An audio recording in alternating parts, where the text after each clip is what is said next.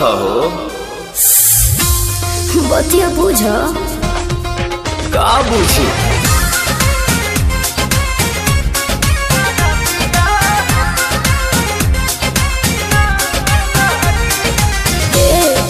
का हो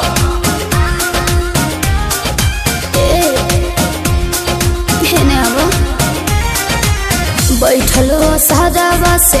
आजाना रूम में चानी जानहानी संगे काटो मन सुन में आओ ना बैठलो सादावा से आजाना रूम में चानी जानहानी संगे काटो मन सुन में हो चला कमर के भीतरे हमहू बानी हिटरे मजा तो के मिली जैसे आगी तो जब धन हो सारा दिया ना लागी मजा मिली तो हरा दिया ना लागी जब धन हो सारा दिया ना लागी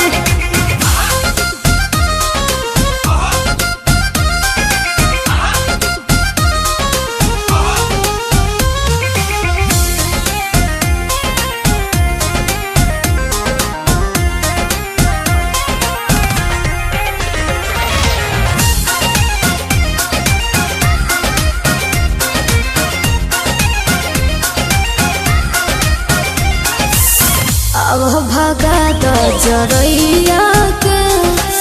कम नहीं पड़े रजैया के हवा पता भतर तू हमार बन जाके बहिया तो नैया के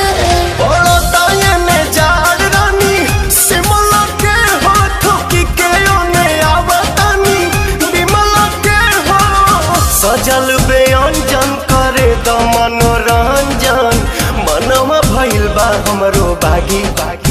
तो जब धन हो सारा दिया ना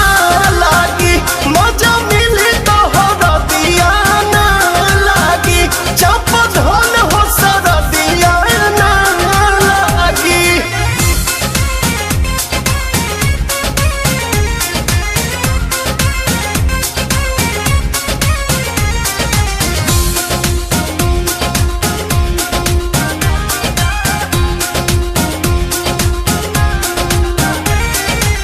मेहर के होके काहे का पता रहा देह कठुआइल खाली भापता रहा चूल्ही में नमना डाली तो पोता रहा बानी बोलावत तो सारा पता रहा खोली के होने फेंक देनी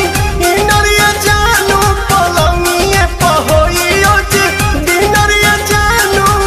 पीला प्रेम रस गोरी कोरवे में कस गोरी कहबे नु भाग धनी जागी तो जब धन हो सारा दिया ना